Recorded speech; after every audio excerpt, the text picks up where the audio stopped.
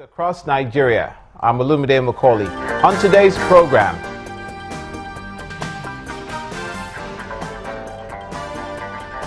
Abia State in southeast Nigeria in agreement with South Korea over trade and agriculture.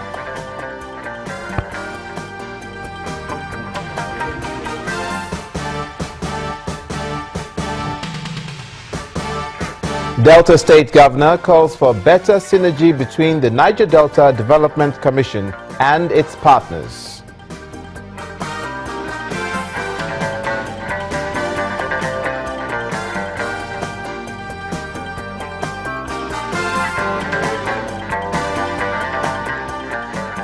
Also, Kwara State Governor moves to strengthen the state's anti-cultism laws.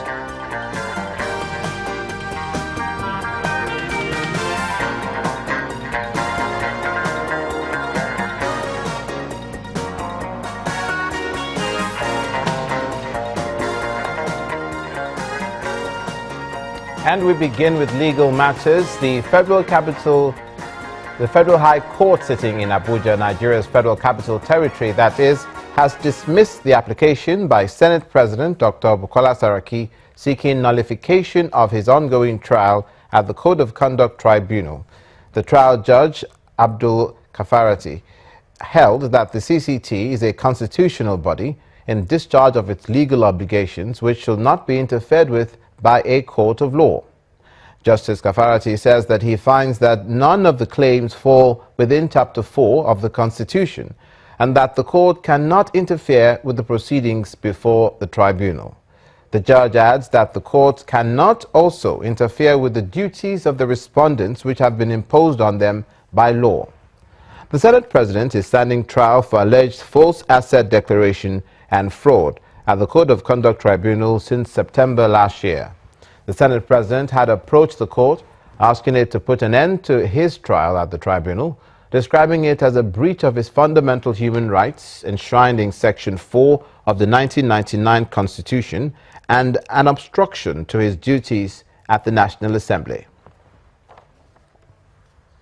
To security, officers and men of the Nigeria Police must embark on intelligence-led policing, also as a way of avoiding illegal detention of suspects.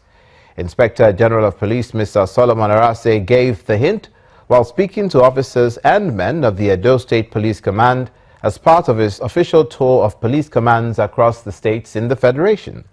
He also warned police officers to desist from criminalizing civil and commercial matters.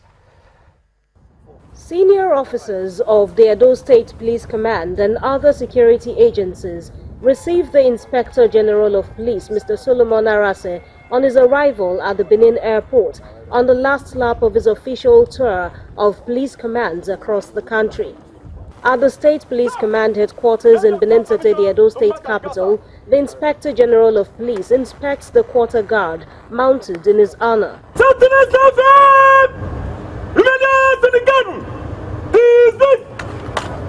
The Edo State Commissioner of Police, Chris Ezike, in his welcome address, captures some key achievements of the command under his leadership, as well as some challenges the command faces. Manpower is becoming a major challenge, especially as the command is under strength by over 1,000. With regrets, I wish to inform the Inspector General of Police that in the last 7 months, the command has lost through death 6 superior police officers, 9 inspectors, and 11 members of the rank and file. While 2 died through encounter with armed bandits, others died through road crashes and natural causes. Mr. Arase then steps out to deliver a short lecture centered on his vision and policies aimed at improving the force. Intelligence-led policing says pre-trial detention and custodial approach to policing is no longer the vogue. That the best international practices that you have these days is that you must be able to elicit intelligence and information before you bring people to our facilities. I don't expect that most of you will bring people into our facilities and keep them, detain them, indefinitely while you are shopping for evidence. You must be able to have evidence before you bring them into our facilities. Then it was time for questions, which the Inspector General of Police addresses. No police officer is immune to the criminal justice system. So just as somebody also mentioned, do we have rights too as police officers? Of course we have rights. The rights that are enshrined in the Constitution are also, applicable to you as a police officer. If anybody tries to abridge those rights at any point in time when you are carrying out your lawful duty, that person is subject to either civil litigation or even criminal investigation. The IGP's visit was also a harvest of promotion for some rank-and-file officers. 2 foreign boats with 22 passengers and 671 bags of rice were brought into the country from Cameroon have been intercepted by the Eastern Naval Command. The flag officer commanding ENC, Rear Admiral Atiku Abdul Kadir, explains that the boats were stopped by men of the Nigerian Navy on board ship Makurdi while on sea patrol. Like we all know, there's a lot of concern in the security of our waterways, and we just see up to close to 30 men, only one person with passport that can be positively identified.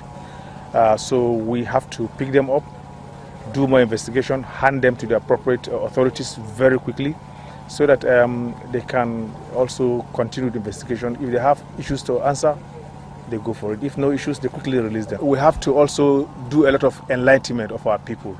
It does appear as if some are not even conscious of the fact that crossing the border, even if it is from one village to the other, might require some documentation. So, and they just take it for granted. So some may be ignorance, even though it cannot be excused.